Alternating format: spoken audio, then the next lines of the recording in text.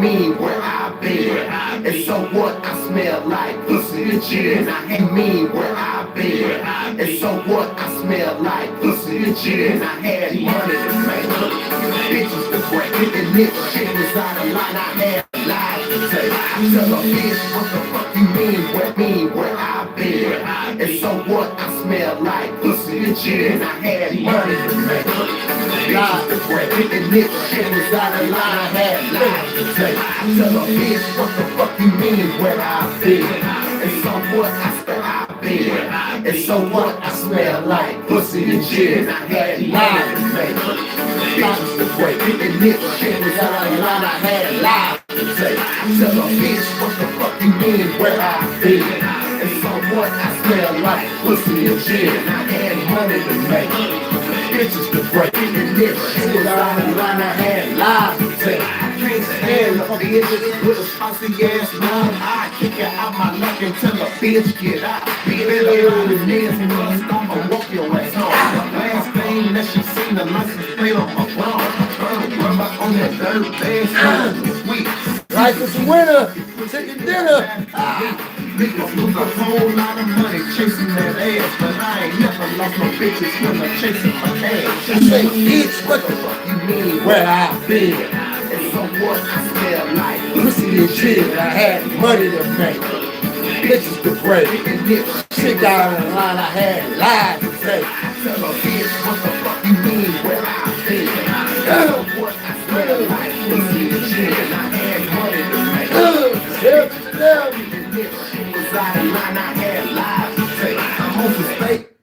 Yo, what it do, TV land? What it do? What it do? What it do? What it do? TV land, bring you in the light, baby. Let me bring you in the light, baby. Thank you, Ike. I appreciate that, man. I produced that, man. It's one of them coffee shop productions, man, by Nino Cappucino, man. That's my artist, Maxie Priest, man.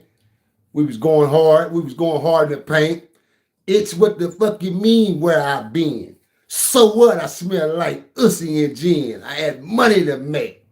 Itches to break. If shit got out of line, I had niggas to take. Hey, man. Hey, listen here, man. It's your favorite host, CEO Nino Cappucino, 8K Bonnie Hunter, BJ, the Breeze in, man. It's Friday, man. Y'all already know how I get out, man. It's Freestyle Fridays, man. Y'all thought I was going to leave y'all hanging?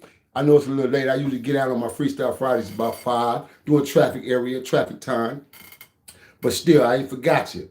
And it's been a long, long, long time since I've given you guys a story.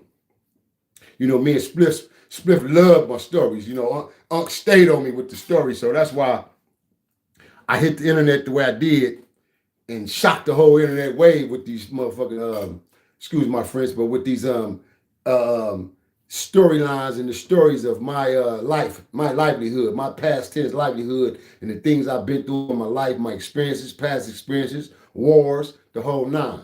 And so all the way to prison convictions and doing time.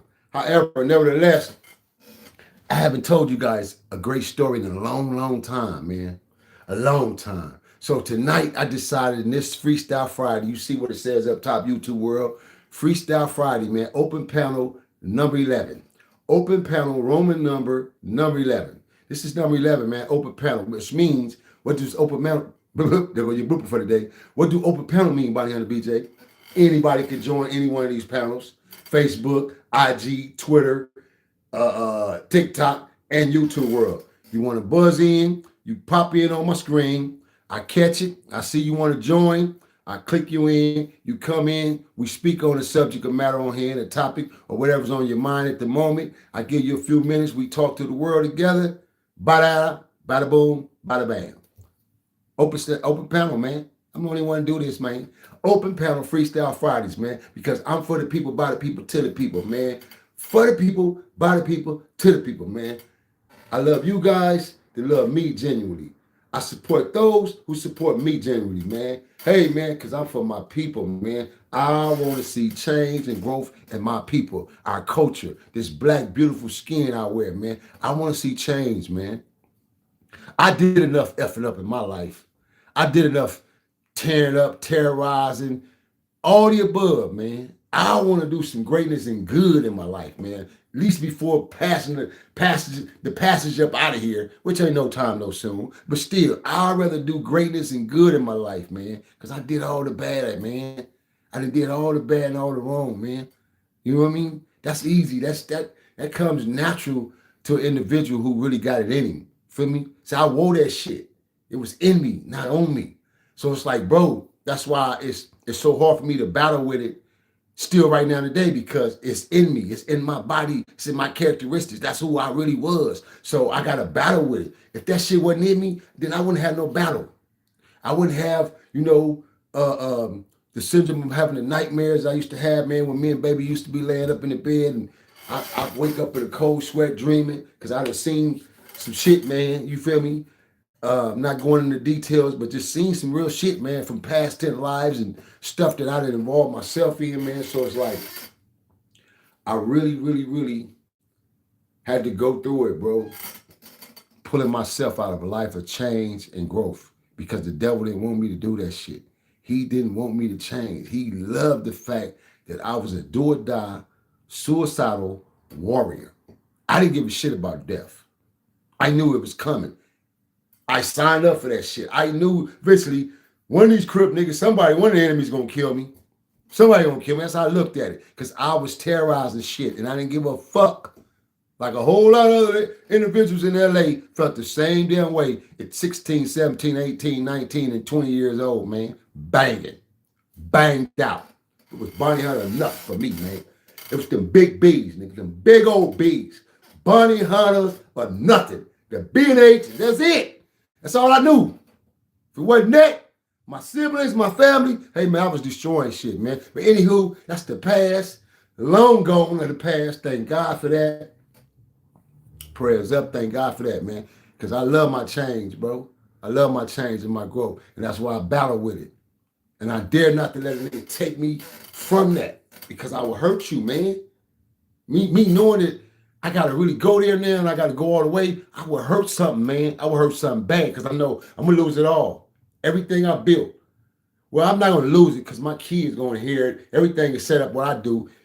Anything I do is set up to where it bounces straight to my babies. All three of my kids, my sons and my daughter. So I'm not going to lose. I'll lose me, and I'll lose because they're going to lose me. My grandbabies, they won't have a chance to grow with me. You feel me? So all that shit counts and matter to me. Probably don't count to a lot of you knucklehead ass niggas, but that shit matters to me. So I got to battle with that characteristics within myself, man. Anywho, I got two great stories for you guys tonight, man. So stay glued to your seat. Don't go nowhere, man. This is your favorite host, CEO Nino Cappucino, a.k.a. Bonnie Hunter, BJ the Brain. And y'all know how I start my shows off, man. Hey, man, shout out to all my truckers of the world, man. Shout out to all my CDL holders, man. To my big red truck driver men and women. It's a whole lot of women on the road nowadays in them trucks, man. Ain't like it used to be. Them women is getting their money, man. I'm talking about they own their own trucks. Ain't no, some of them is coupled up rolling with their hubby, but some of them is rolling their own semi, man. I think that's sexy and fly, man. Getting money? Oh, they getting their money, man. Straight up, man. So shout out to all the truckers of the world, man. I ain't got nothing but great respect and honor for them, man. Shout out to all them firemen, the ambulance, feel me, the paramedics, man. All the people who save lives. Shout out to the veterans of the world. Shout out to them Navy SEALs. Them war veterans, them Navy SEALs, the Marines, man, them real hitters that don't go to sleep, man. Globally, watching this globe of USA, man, and we got to sleep in and live in, man. Shout out to you guys, man, because y'all signed up for some shit, man, that other individuals would never understand in life, man, unless you was in that world, man. So shout out to you guys, man. Stay glued to your seat. Don't go nowhere, man. I'll be right back at you with two great stories. One is a story, and then one is the story of paying homage to one of my homies that I love dearly. I got nothing but big respect and love and honor for. So I'm going to pay homage to my homie again and share this story with you guys, man, of how it came about. Stay glued to your seat. Don't go nowhere, man. Let's go. Kansas City, hometown. I'm coming home. I'm bringing this story to you guys, man. Kansas City, stand up. We in the building, man. STL, stand up, man. Topeka, Kansas. Wichita, Kansas. Stand up, man. Let's go. Midwest, baby. Ace, dripping like ball and G. You niggas kill me. I here fucking for free. My Uncle KD told you back in 95. Ass got some cash. Ain't no free riding. Gotta bring me off something like mass. Like this. When you jump your ass in and sit on mine as the seats. So choosy, never fight the hand that feeds you. Like the hand in the hip, you must have caught amnesia. Bitch, what the fuck you mean? Where I've been? And so what? I smell like pussy and shit. I had money. Bitches to break it. And if shit was out of line, I had lies to say. Tell a bitch, what the fuck you mean? Great way to do the greatest. And so what? I smell Side like bag winner. pussy and shit. I had money to make. Jay the man, Rocky. If shit was out of line, I had lies to take. I give some fuck how bitch feels. 1K, 44, 22, homie, what's up with it? Stand away from the drama. Don't play. Hey, I am Lonnie the second, man. I'm trying to find out that my little relative, man. I got a little relative named Lonnie, man. His daddy name was Lonnie. Lonnie and Lonnie. The Meads, man. They're my relatives, man. My blood cousins. First generation cousins at that, man. What the fuck you mean? Where I've been? Get over here, man. J.R.M. Johnson, what you doing? Reggie Curry, I see you. Where I been? Hey, nephew, hold that chat box down for me, all right? Mr. Jason Jenner is in the building. Mr. Jason Jenner is in the building, man. What's up, Jay? I see you, man. Hold that chat box down for me with Ike Love, man, with the nephew. Y'all hold that chat box down for me. Y'all know how we do it, man. We don't go for none of that bullshit. Black P Stones is in the building, man. JD Mags is in the building. Whoa. 5 in the building. Yes, sir. Yeah, y'all know how I do it, man. I'm a real Damu, homie. I fucks with my Damus all over the world. I don't got no Damu enemies. And I ain't from this era. I ain't from this new one. Listen, get this straight. Understood right now, YGs. To all my YGs out there, my YEs in the world, man. If you fuck with your OG, and I know a lot of little hoods got certain little beefs with my little young homies and shit, and a lot of the new recruiters, new walk-ons in the projects, bro. But hey, they don't got a damn thing to do with me, my nigga, in my life, because I'm a real one. And I fucks with my Damus, bro. I don't believe in that blood on blood killing, man. Okay, we fight, we scuffle. That come down to it, nigga. I mean, we done been there. But now all this old killing shit and whacking out and, oh, bro, I can't do it, homie. This is why I'm glad I'm not in that world no more, bro, because I couldn't bang like that, my nigga. What's the purpose of banging then? I couldn't do it, homie. I can't do it. So, yeah, shout out to all my young YNs, man. B-Dogs is all over, man. I don't give a damn what set you from as a Damu. Shout out to all my YNs, this Keyways, Young Crips, feel me, the Cripplettes. Shout out, man. If that's your world, that's your life and your choice, shout out to you, man. But hey, I'm here to tell you as a real double OG who made it in it and made it out of it. It's a whole better world out here, man. It's a whole better life, bro. Y'all don't have to do nothing of what we did, man. You don't have to waste your life, man, straight up, because that's a waste of life. If anybody, and when people ask me on these shows, like Real Life 3 Stars asked me, and when he asked me that question, it hit me. It hit me so hard because I knew how I felt, and I was real about it. But whenever that question is asked to me, how do you feel about gangs? How do you feel about gangs overall? And how do you feel about being an ex-former gang leader, once a gang member to a gang banger, representing your set? How do you feel about that, Nino Cappucino, a.k.a. Bunny on the BJ? And I didn't hesitate to answer it, man. I said regret. And I said it with a effing fucking F, regret.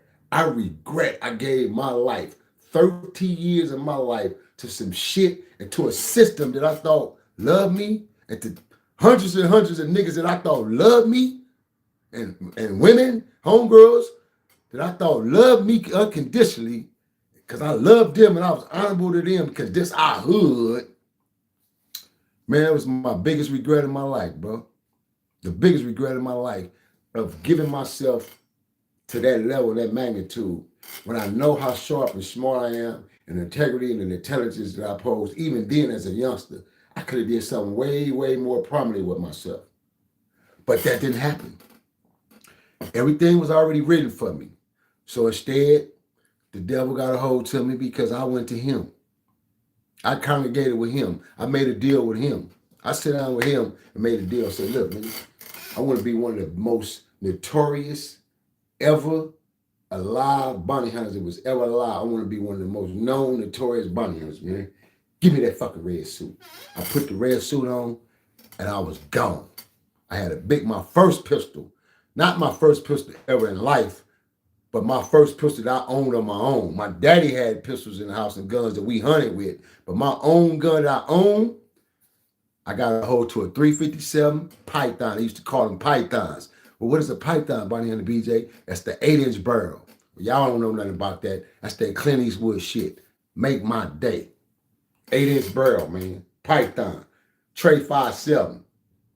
That's why I tell y'all right now today, I'm a revolver man. I love them revolvers. From the deuces to the Trey deuces, on up to the 4.5s, to the 4.4 mags. You feel me? I can keep going, man. I love the revolvers.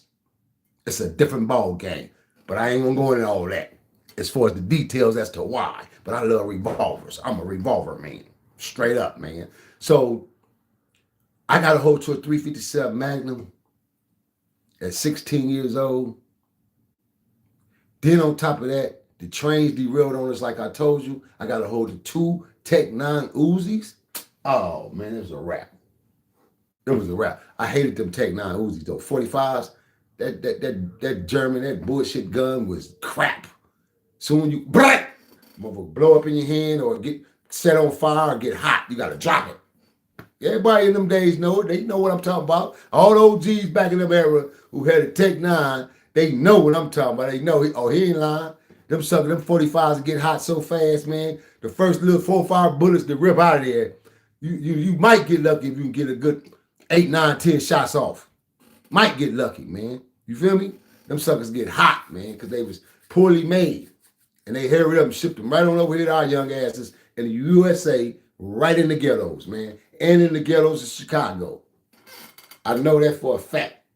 So, anywho, man, tonight's story, the first story is I want to share with you guys. It's about a little kid, man, who was 11 years old by the name of BJ himself. So I knew once I made it to the West Coast, 1969, going to 70, and me and my daddy decided, we descended from the Midwest to the actual West. And my daddy used to always clown and say little subliminal things like, he'd leave the house, and as a kid, I never knew what this shit means. Me or my siblings, my daddy used to say stuff like, we'd be like, Daddy, where you going? Why you leaving the house? Where you going, Daddy? And my mom, moms, everything between them, they already know their own lingo. They grown-ups, they're adults. We don't know. So we'd be like, where you going, Daddy? My daddy be like, hey, I'll be back. I'm going to see a man about a dog. But we got a dog already. Blackie over there in the room. I'm going to see a man about a dog. I'll be back. Never knew what that shit mean, man. Feel me? This old guy talk, man. That's how they used to talk back in the days, right? So anywho, and then my pops used to always say, we going west to get gold. He said, I'm going west to get gold, man. We going to go to west and get gold. We going to the west and get gold. My Uncle Junior came west first. My cousin Cecil. So Cecil was in the projects in Nixon. Uncle Junior was in the jungles. This is when the jungles was called the jungles, nigga, jungle stones. It wasn't Black Pea Stone, it was jungle stones. Now I'm talking about back in fat era, nigga. This is how far I go back. Fat. Kung Fu. Shaft. Should I go on? Dino. I'm talking about fat, aka Dino. My homies. Big Shaft. OGs. That's how far I go back to the jungles, man. Ken, Rusty. Cash, rest in peace. Fam. My relative Casper. Lil Ghost. You know what I mean? M Killer. Feel what I'm saying? Big Killer. I can go on and on, man. Master Blaster. I can go on and on, bro. So During that time, when my daddy finally made up in his mind that he was coming to the West, at this time we're young kids living in Wayne Minor Projects, one of the biggest projects in Kansas City, Missouri, bro, in the Midwest. And I'm talking about these projects was high, made the Nixon Garden projects, man. Wayne Minor, the way they was built, my projects when I got to the Nixon, that shit was like luxury to us compared to Wayne Minor. And I'm explaining to you how. Wayne Minor is built just like Caribbean Green. If you ever been to Caribbean Green, man, in Chicago, I've been there one time. I was writing a book when I was in the system. And then once I got out the system, I went to Chi-Town, went to Chicago, one of my boys I was connected with. We doing our dirt, handling our business. And so I told him, man, you know, I read about Caribbean Green in this book, in the project about the Caribbean Green projects in this book, man, and one of the Donald Gorham books, bro. I was fascinated. I wanted to see Caribbean Green myself. So he took me there. I was able to take pictures of it, everything. And bro, when I tell you Caribbean Green projects in Chicago, ain't no joke, man. Wasn't no joke, homie. So this is what Wayne Minor, the comparison of Wayne Minor projects in Kansas City was like. So I come out of them projects at 11 years old. I grew up in the projects from 9, 10, 11. We left at 11. I'm on my way to the West from the Midwest. However, so mentally and physically, I was already prepared. Once we moved into the projects, I already mentally prepared myself that I could deal with whatever in these projects, because these projects are small. And when I say small, by 2-story compared to 20 floors, 25 floors. And I'm talking about buildings on top of buildings. And I'm talking about 20 up to 20 floors and 25 floors where you got to get in the elevator and literally go up to your floor. And then when you get to your apartment section, it's so close together. I don't give a damn if you could. The only way you don't hear your neighbors if they're in there whispering and having a low tone conversation. If they're in there shouting or loud or arguing, well, you're gonna hear everything your neighbors do. You're gonna hear. And we talking about concrete walls, pure concrete, but you still can hear because that the closeness of those units. So, bring us to the story. This story brings us back home to my hometown, Kansas City, Missouri, which is where I was born. Jackson, Missouri. Who was that? Just Randy Johnson, what it do? Yeah, Cabrini Green, man, wasn't no joke, Randy. I got one-time experience going through there, man, before they tore them all up, man, and blew them down. Hey, man, them was some cold projects, bro, but I liked them because they was active as hell, man. I mean, active over there. That bitch, man, they was active. But my boy was one of them dudes, though. That's the only reason why I was able to get it past to go through there with him and get up in it, because they was on our head when we first got it. Them shit, young Chicago niggas was on a nigga. They was on a nigga. Me being a B-dog from L.A., they tripping off my lingo because I'm like, what's happening, blood? Because they was on me, hit me up, and I'm used to when you get hit up in L.A., that's what bit hit up being mean, when a nigga hit you up. So I'm on my aggressive, like, on my defense tip. But, man, them young niggas down there was buck wild at Cabrini Green, man. So, bringing us to the story, Kansas City. This story is about my beautiful mother, man. It's about my queen, rest in peace. Bless her soul. I'm talking about gorgeous, beautiful mama, man. I'm talking about when you think of Angela Davis, Pam Grier, that beautiful mahogany skin, big old afro, chiseled nose, dimples. This is where we got our trademark dimples from, my mama. Brown eyes, thick, big old hips, thick. I'm talking about beautiful. So, man, niggas used to be on my mama. And me being me, it was me, then my sister Dimples. My little brother she was probably like 5.5, 6 months pregnant with him when this incident happened with my little brother Rico, rest in peace. My baby sister Brenna wasn't even born yet. My other siblings weren't born.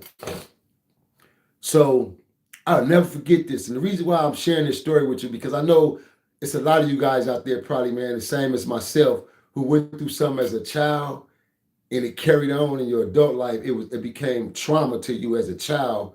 And as that trauma went on as your childhood life, you probably once told yourself as a child, when I get a certain age, I'm getting that MF. I'm getting that sucker, or I'm gonna handle that, or I'm gonna do this. You feel me? Because you're thinking vindictiveness and vengeance at a little child age of anger because of what happened. So I had always sworn to myself that once I get to a certain age, and that certain age to me was like 17, 18, 19, when I can get up to an age where I can move around on my own, not knowing that I was going to end up in the West Coast in the Nixon Garden eventually, and my life would end up evolving the way it did. This was my mentality then at 11 on what I was going to do when I get to about 16 years old. I'm going to fuck this nigga. I'm a bottom line, man. I said I'm gonna knock it. I'm knocking top ramen noodles out that nigga head. That's what I said. What he did for my mama. I'm gonna knock top ramen noodles out his head. Then I told my daddy the same thing because that's what my daddy said came out of his mouth. He said, "Oh no, you ain't. You ain't gotta worry about growing up to get a certain age. His ass is mine." So I'm getting to leading to the story. So anywho, never forget this, bro. We were just coming out of snowing season, so the snow had just melted down, and a tornado hit. That's another thing. Coming out of the projects, living in some high-rising projects in Kansas City, Missouri, and seeing tornadoes at a young age. I'm talking about real tornadoes, nigga. Come on, man. This shit will prepare you. So that's why I say between Wayne Minor projects in Kansas City in the Midwest, and then going to the Nixon and landing in the Nixon in 1970, and it becoming everything to me, William Nixon Gardens, it prepared me, bro. It prepared me all the way around the board. It groomed me and it prepared me. So I don't have any regrets when it comes down to the manhood structure of me and what I had to go through and what I had to learn as far as becoming a man. If I had to do it all over again, I'd do it. But when it comes down to me devoting and giving my life to the structure of gangs, that's my foremost biggest regret. Hell yeah, I regret that shit. I regret it, bro, because I could have did way better. You feel me? So, anywho's, my mother was about 5.5, if not 6 months pregnant with my little brother, Rico, rest in peace. My little sister, Dimples, was young. I was 11. She was about 7, probably like 7. Yeah, she was about 7. And so we were coming in. Like I said, the snow had just melted down, so it was hella cold. And so it's this one particular nigga. This was I never forget this dude because I never forgot his name because he used to always sweat my mama and stalk my mama. And then I come to find out, oh, they used to date when she was in high school before my daddy met her. And then when my daddy met her, this was the nigga who was trying to still sneak around and see my mama when my daddy had her. But then my daddy ended up marrying her at an early age. My daddy married her, got her pregnant her, got her, boom, my daddy locked her down. So niggas were still on my mama. You know, like I said, my mama gorgeous, pretty, and had 2 beautiful sisters as well, my auntie Linda and my auntie Mary. And so all 3 of them were known in Missouri. So like I said, a lot of dudes, they used to be on my mama, man. And I hated that shit. So we were coming home one day and we had just going into our building. And when you go into the building, you go into some double doors, just like New York, skyscraper projects, Chicago projects. You go through the double doors first. Once you go through the double doors, it's a hallway. There go the elevators. It's like 3 elevators going up to these tall ass floors, like I said. So I pushed the elevator doorbell, and my sister Dimples was holding my mama's hand, and she had on this flower-like hat, big hat, like with flowers on it. And it bundled her all up because, like I said, it was cold. I was bundled up. And I never forget this shit, bro, because I was 11 years old fighting a grown-ass man. And this nigga was like at least 20. That's why I say grown man. Because my mom was like 20, 21 at the time. She was young still. My daddy was like 24, 23. They was in their 20s, young. And so, hit the elevator button, and boom, I hit the elevator button, the door opened up. But as the door opened up, one dude walks up it's another little black nigga with him, but the black nigga stays over here and leans on the wall like. And so I heard the dude when he said, "Pig," and my mama, she kind of like glanced for a little bit, and she told me, she said, "Ironhead, go and get on the elevator," because I stopped immediately. And that's what my daddy, that's what they used to call me, Ironhead, because I was hard-headed. So my daddy nicknamed me Ironhead.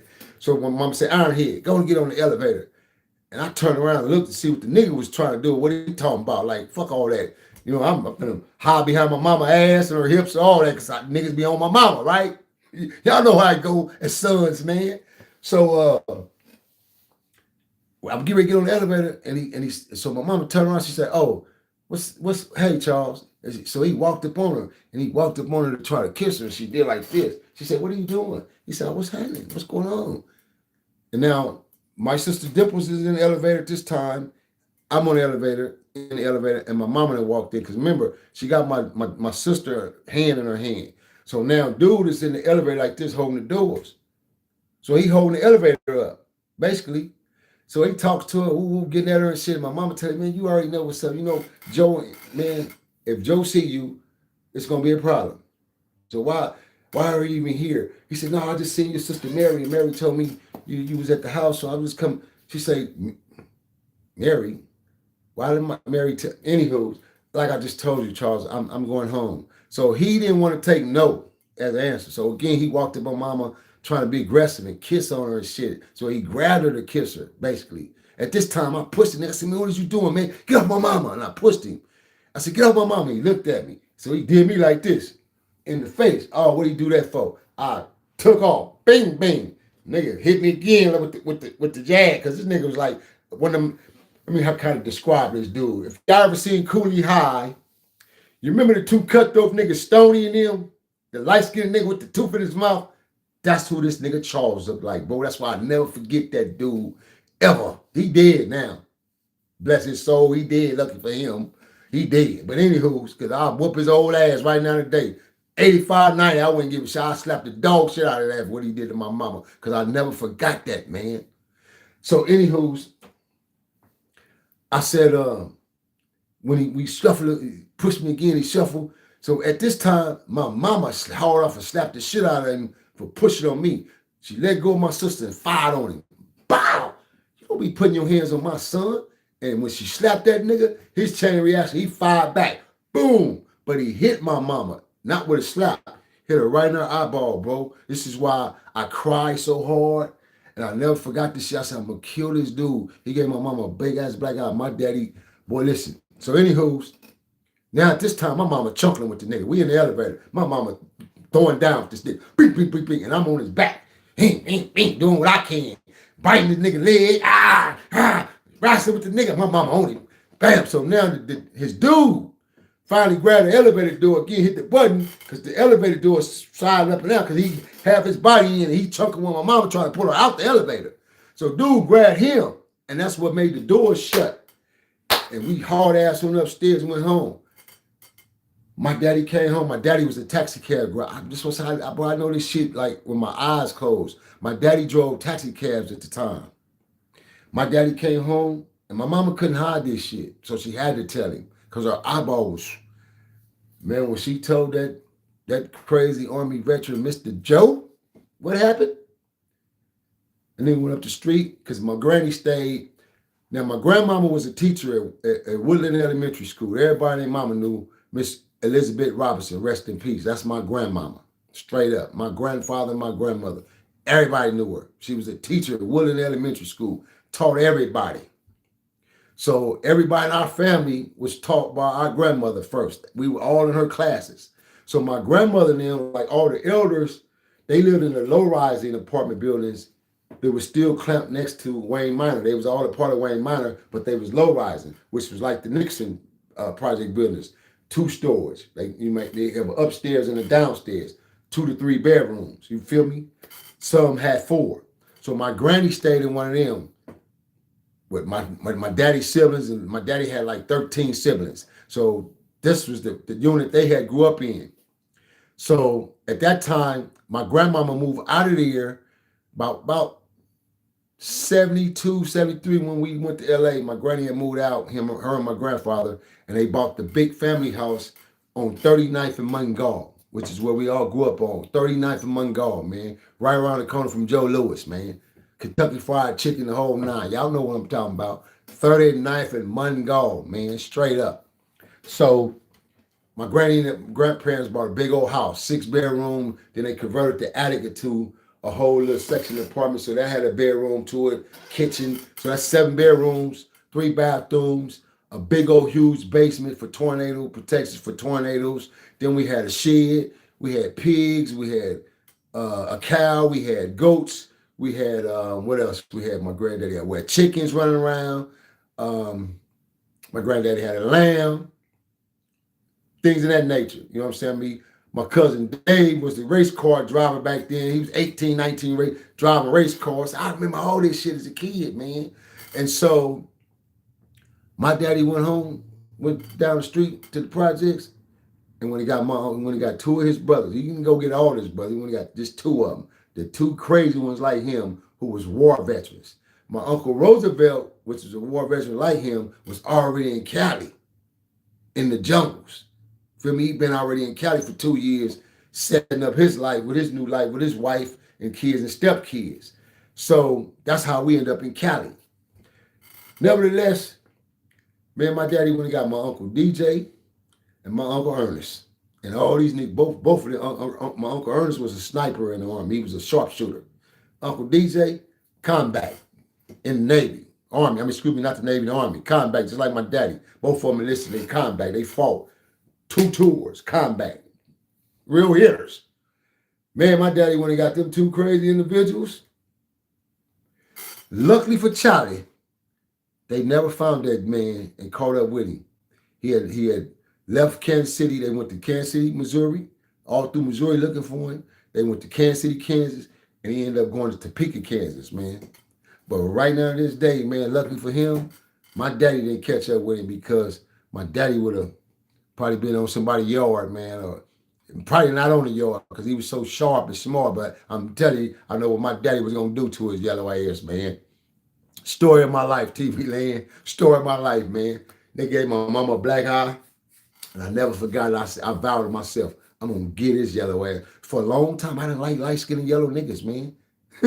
For a long time, especially if they kind of reminded me of him. It's funny, though, because it take you back to the 50 Cent movie. Remember 50 Cent movie? And remember in 50, all you can remember the nigga looked like Rick James. That's all 50 remember. The nigga looked like Rick James and him.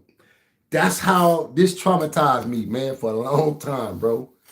Story number 1, man. Story today, man. Hey, man, it's your favorite host, CEO Nino Cappucino, AK Body Hunter BJ the Breeze, man. I hope y'all enjoying yourself right now, man. Tapped in, buzzed in. I'm going to get into this other quick story right quick, which will take me about another 10, 15 minutes, man, and we out here, man. It's Friday. Stay buckled up. Don't go nowhere, man. Let's go.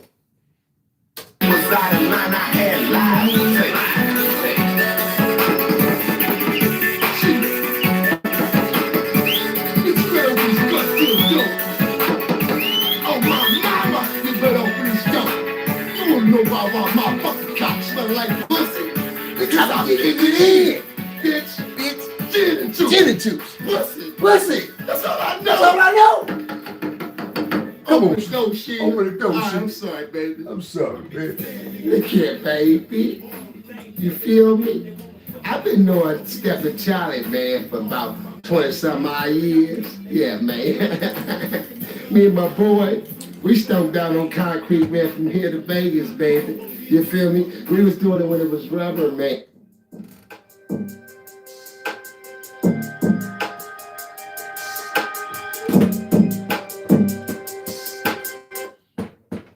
Boom, boom, boom, boom, boom, boom, boom, boom, boom, boom.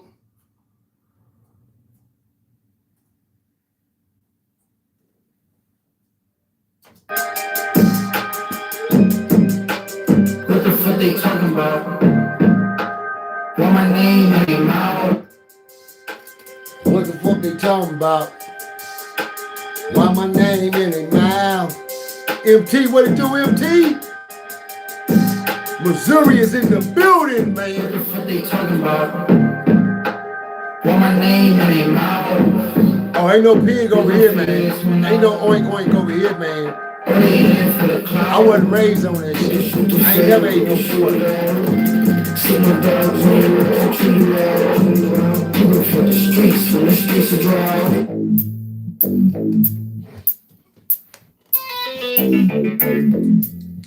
7-Eleven, man. What they hit for, man? Yeah. Over here tapping in with us, man. Over here buzzing in with us, man.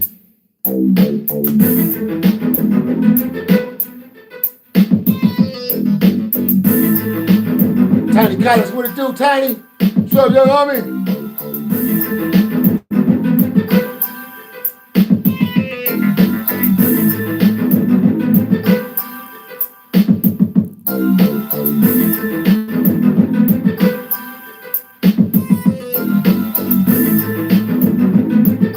It's another one of my beats.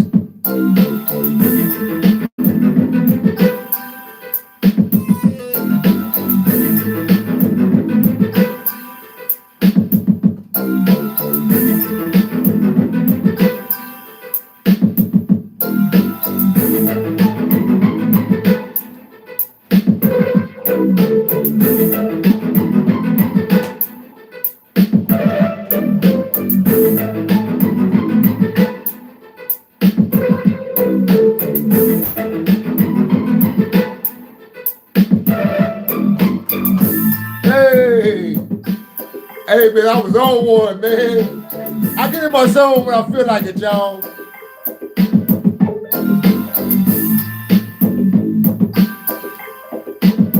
That's why I got to get my new lab up and running, man. I miss getting in late night thumping them beats. Get creative.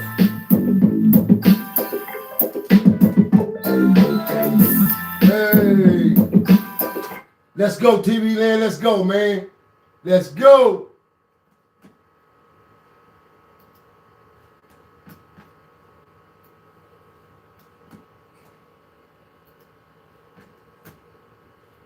All right, you guys.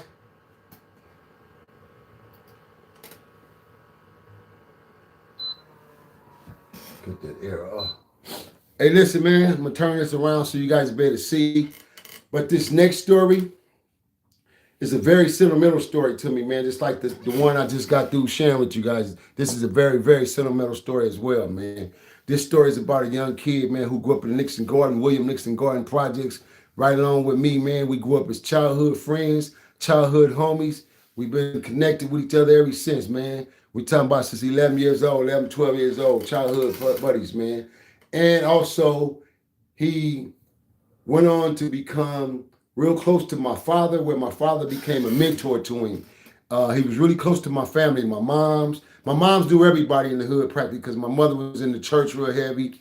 So she ran around with the church, with our church worshipers and our church prayers of the hoods and the projects, man. All our moms, our aunties, and our grannies. So they all knew one another. And one of my mother's real close dear friends was Miss Thornton, rest in peace. The Thorntons, they moms, you know, Big Snoop Dogg, Sam, Freddie Thornton, rest in peace, E.T., rest in peace. Them was our peoples. We grew, I stayed right across the field from them. They was on the deuce, I was on the four. You feel me? However, just growing up in them projects, man, it teaches you a lot, man. It teaches you, man. It can make you or break you. You know what I mean? Many people came in and had to leave because they couldn't hang. Families couldn't hang, and they just couldn't hang. It just wasn't for them. And I'm not saying that to say that from a bragging standpoint, because ain't none of that shit for nobody. Nobody shouldn't have to live in a very poverty-stricken area or community that's that hard and hardship, man, as it is. But, you know, we go through it and we live it.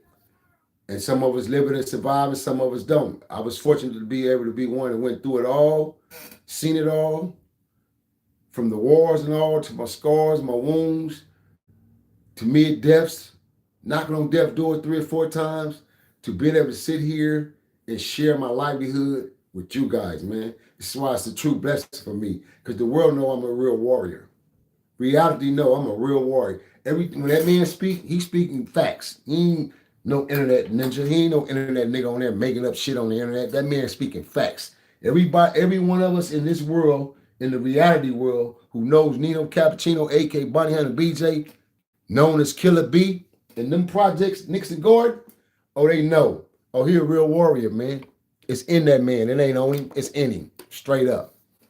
So I want to pay homage to my homie, an original, an OG, one of the founders of the Lot Boys. He was one of the founders. It was 4 of them all together, if I'm not mistaken. I know it's GIs, OG GIs, Green Eye, Raymond Long, Scoop, rest in peace, the homie Scoop, TC, rest in peace, definitely. TC, Scoop, GIs, Loaf, and Renzi. OG Renzi, man. Founders of the LBs, man. Hey, man, shout out to homie Loaf, man. Shout out to the OG homie Loaf, man. Loaf Dog, big Loaf Dog. Shout out to my homie, man.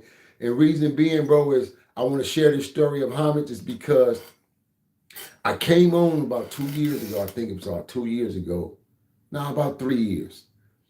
And me and Unc, and we were shooting the wall. We were shooting the wall in my hood, which is the gone but not forgotten wall, right? And a lot of us were in prison when the wall came about in '88. Like I had just got hit. I just got hit in '88. Like I said, my son, I missed delivering my son, little BJ, by 11 days because I got raided and my relative Birdman in the parking lot, dropping my relative Stella off, his sister, dropping her off at home. Because she had chased me down coming from Diamond Red house because she used to fuck with Tootie. Got a baby by Tootie, the homie, young Tootie. So I was dropping her off and the police whooped up on me and I ended up getting caught with a pistol and a half a bird. So I had to go lay down, man. So in '88, when everything was being established, I was gone. So a lot of us, there was hardcore bounty hunters in that sector of the second generation. We were gone during them '80s, in and out of prison and shit during them early '80s and the late '80s. We was in and out. Niggas was gone because we was putting that work in. LB had just got out from YA from doing a stretch. He had doing a stretch for a body. So he come home before he ended up going to the pen because he ended up catching up with us. However, I always thought for some reason that this ninja, which is our big homie, first generation, Goofy Greg, they call him Goofy Greg. And Goofy Greg always be involved with a lot of activities dealing with the communities. So I was giving Goofy Greg credit and props of thinking that he had created the wall, the monument, which was wrong, was totally wrong. And I only did that, and I kind of like, I guessed at that based on, because I seen him and Big Champ putting names on the wall a couple of times. So I assumed, oh, Goofy Greg and Big Champ and them, they the one created that. Okay, the big homies from the first generation created that. So I started paying homage to them, thinking that they had created this, right? Wrong.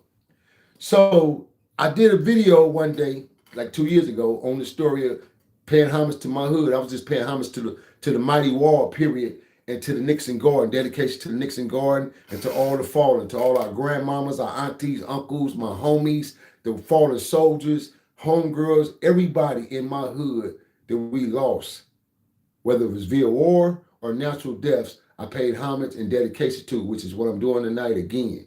So when I did that video, I get a phone call. I get a phone call, boom, as I supposed to. You feel me? Because that's how protocol goes. And I get a phone call, boom. It's my homie LB. Mr. J, what's going on? What's up, homie? He say, Gritty Greg? Wrong material, wrong story. He said, I've been following you. I've been watching you. I've been watching you. Good shit, man. He said, anything you want to speak on, you need to speak on, you want to utilize me? He say, make sure we want to tell positive stories of ourselves, homie, because we already know what we've been through and what we have done in our lives. He said, just tell positive, good stuff about us. I said, I got you, LB. Don't even worry about it. I got you, homie. This is what my homie told me. And I couldn't do nothing but respect that because that's the change in him. He's a change man, just like myself. Right now today, you know what I'm saying? He's running his own nonprofit organization. He deals with the kids. He travels. He deals with the kids and nonprofit organizations. He deals with different structures in the community of the hood. You know what I'm saying? He has a yearly, I think he's in his third, because I missed two of them because I was traveling and working during the time. But my intention has always been I want to pop up and go to one of his events. But he has an annual, every year he has a Father Day event in the projects in the back of the gym. He has a Father Day event for the fathers of our hood. So he doing his thing, man. And I love that. I respect it. I honor it. So with no further ado, I want to share this video with you guys right quick, because this is my second story, and I'm paying homage to my homie, LB Loaf. And the reason being, just to get down to the nitty gritty of the story, and then I'm gonna go straight to the video. The reason why I hurried up and I took down that other video I did, I scrapped it because it was wrong information. And I don't do wrong information. I want facts. So when my homie called me and talked to him, we got on the phone and talked, man. We was chopping it up and reminiscing and laughing and kicking it. And then also, it became emotional to me, bro, to where it brought a tear to my heart. Because he broke it down. He said, B, he said, I'm gonna tell you. He said, man, you don't even realize how when I did this shit, how it came about. He said, man, don't you know the first three doors? He said the first three doors. Door number one, which is where my mama and my daddy and my little brother and my relative, Gerald Belton, which is Gregory Belton's little brother, rest in peace.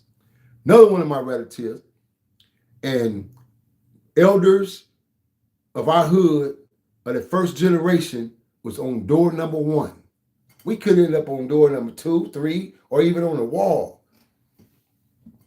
Because of the relationship, the bond, the love, the respect that LB had for me and my family. And he knew I was gone when I lost my daddy, and he knew I was gone when I lost my little brother Rico, and he knew it was a wrap. I was on mine. I was on one. So the homie took the initiative of himself. That's why I'll never forget this. He took the initiative of himself to say, nah, we putting the homie's parents on this door one. Because he authorized everything. He the one created it. And this is how Ty Stick and Flipside got involved and came about. Flipside didn't create this and Tosh didn't create it. They was his assistants. They worked on the wall with him. And then when Loaf went to jail, that's when the big homies picked up the slack and kept it going. That's what made a lot of us think, oh, it was Greedy Greg and Champ and them. Because a lot of us in the pen thought the same thing. That's why I came out of prison always thinking that the big homies had did that shit, but it wasn't. It was my homeboy, LB Loaf, nigga. Straight up. My homie Loaf, man. I'm live right now, I can't talk. It was my homie Loaf. So I appreciate you, LB, for that, man. And also, people don't even realize in the project, so I'm giving this to y'all as well as history. When he broke it all down to me, man, shit, I'm telling you, it tore a tear in my heart, because I was like, damn, that's how deep it was. And I'm glad he was able to call me and tell me so I wouldn't continue to give the wrong individuals credit. So, do you know the first door, we on door number one. Me and my family is on door number one. My parents and my little brother and my relative, door number one. And on top of being on door number one, Loaf is that picture. Nobody in the projects, a lot of people don't even realize and know this of the story. That's Loaf in the corner of that picture, overlooking my parents, my little brother, and all the rest of the elders is Loaf. And another couple of the elders in the clouds, of the clouds of the sky, looking down. That's Loaf looking over all the elders. Man, shout out to the homie, nigga. LB, nigga. Straight up. LB, nigga. Lot boy Loaf. I ain't banging, nigga. I'm paying homage, nigga, because that's my homie. Shout out to LB, man. Let's get to the video so y'all can check it out, man. Let me turn this around for y'all to get good visual, y'all, TV land. So y'all check my homie out, man. My G1, a bruiser, another bruiser, head buster. Fuck a nigga right off. LB a fucking nigga right off, man. But he's a changed man, man. We ain't gonna talk about the old Loaf. He's a changed man, man. Let's go, TV land. Paying homage. Watch niggas and guards. Nobody do it like I do it. Homage. Brian McLucas, a.k. Loaf. DK, a.k. Flipside, rest in peace. Fantastic, rest in peace. The mighty walls of Nickerson Gardens, EMGs. These walls were designed and created in 1988 through the idea of the homie Loaf, Tastic, and DK, rest in peace. These walls were created for the residents of Nickerson Gardens, the family members, the fallen soldiers, from aunties, uncles, grandparents, grandfathers, sisters, brothers, siblings, friends, the community of Watts, Nickerson Gardens in general. These mighty walls have been standing up tall since 1988. The names are flourishing. The names flourish from corner to corner, from wall to wall.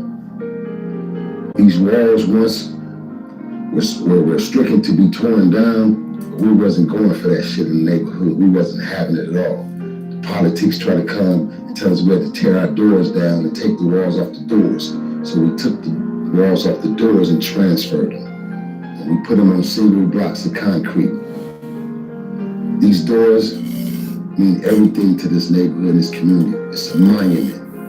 As you see Big Ray Boyce on the wall, Tony Ray, rest in peace, and a whole lot of others, man, that were very important individuals to this community, man, the community of Watts, Nickerson Gardens. Our neighborhood was one structure, one unity, always have been, always will be. Nobody, and I mean nobody, can stop this war but us. We created it, we can stop it.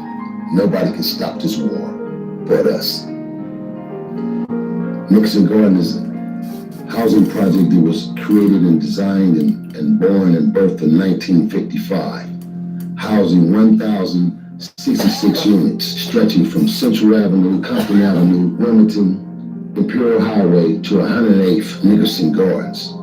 The mighty, mighty walls, gone but not forgotten.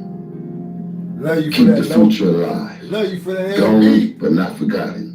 Keep the future alive. Yes, sir. These walls were designed and created in 19. Walls were designed Let me show you guys something, man. and created in 1980. These walls. All right. Once again, man, shout out to my homie, man, LB Loaf, man.